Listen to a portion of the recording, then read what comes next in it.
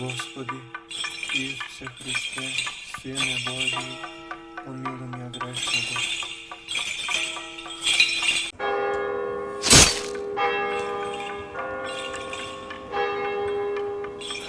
Мудреците што влегува во куќата, го видоа младенецот со мајка му Марија и паднаа па му се поклонија. А кога ги отворија своите ковчежиња му принесоа дарови: злато, ливан и смирна. Во името на Отецот и Синот и Светиот Дух, денешниот празник на Христовото раѓање е еден свечен ден, кога секој вистински верник ја доживува својата исконска врска со изворните вистини и убавини на нашата православна вера.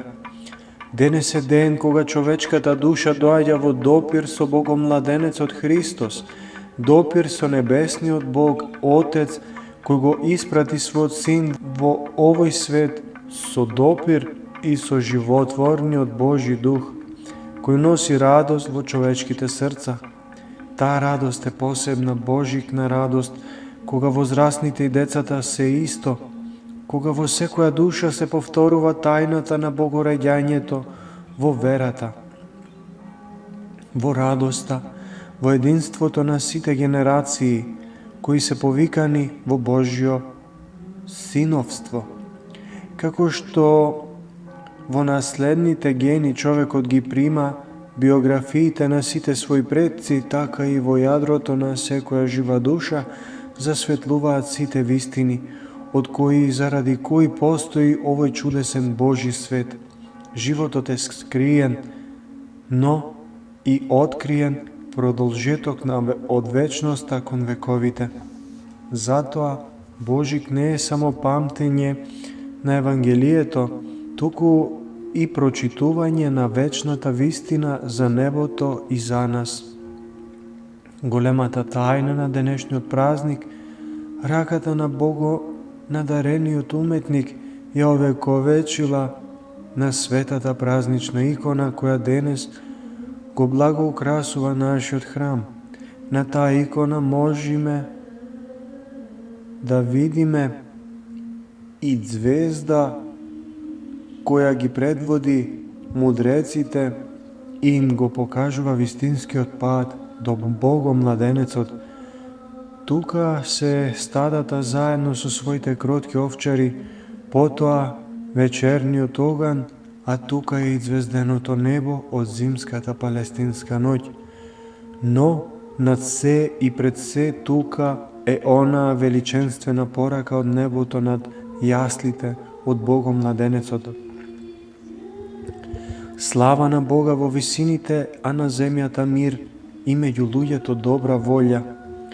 Доколку не беа напишани Евангелијата, доволно ќе беше да ја запамтиме оваа порака, зашто од неа можеме да изведеме се што е кажано во светото Евангелие. Кога мудреците, а заедно со нив и источните народи го прифатиле Спасителот Христос за свој Бог и кога му се поклониле, тие како подарок донесоа злато, ливан и смирна. Кога го прифатија елините како подарок, ја донесоа својата наука и својата философија.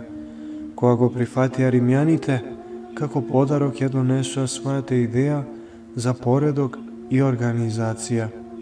Но, кога нашиот скромен, простосрдечен народ го прифати Богомладенецот Христос за свој спасител и искупител, како подарок донесе божикна слама, чист, пченичен леп, а пред се топло, искрено, за големи нешта способно срце.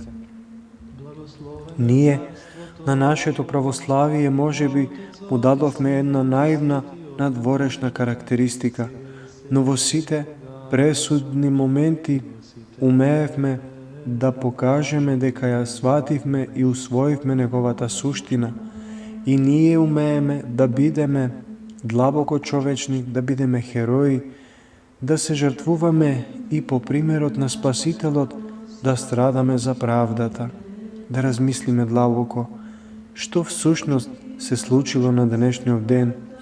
Божик ни најмалку не е обичен традиционален празник. На денешен ден се случило она кое во Вселената не се случило ни пред, ни потоа. Се случило нешто кое не може да се спореди со ништо, ниту пак може да се смести и вброи во сите останати настани од светот кои се случиле во текот на историјата. Се случило нешто кое не може да се покори на ниту едно правило и ниту на еден закон. Тајната на денешниот ден не може да биде сватена од она срце во кое нема љубов, ниту пак од оној разум во кој не пребива Божјата благодат. Денес во мало човечко тело се роди оној кој е причина за секое раѓање. Денес во редот на творбите застана оној кој уште пред времето ги смисли сите творби за вистинската суштина на денешниот ден. Прекрасно говори светиот Јован Златоуст.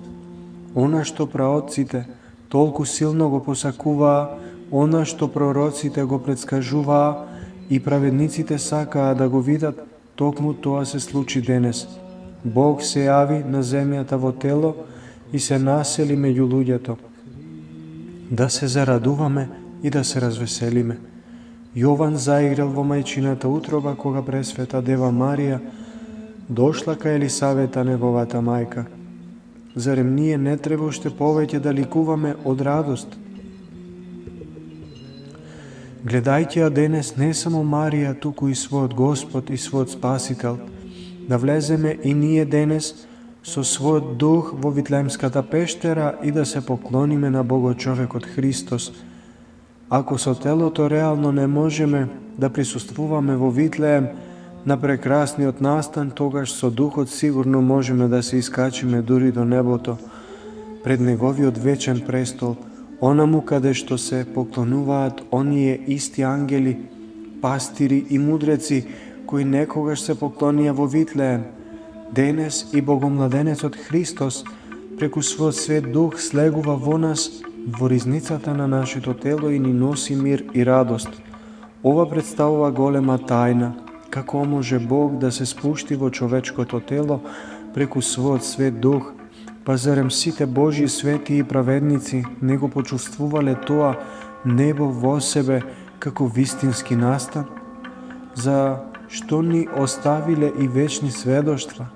И сите тие свети и праведници родителски и духовно не опоменуваат дека треба да ја очистиме пештерата од нашиот живот од секаква нечистотија и неморалност, за да може Богомладенецот Христос да се всели и во нашите духовни пештери, нашите срца, та и ние заедно со ангелските хорови да запееме. Боже наш, кој си роден од Дева, слава Ти во векови. Амин. Господи Исусе Христе, Сине Божи, помилуј ме грешното.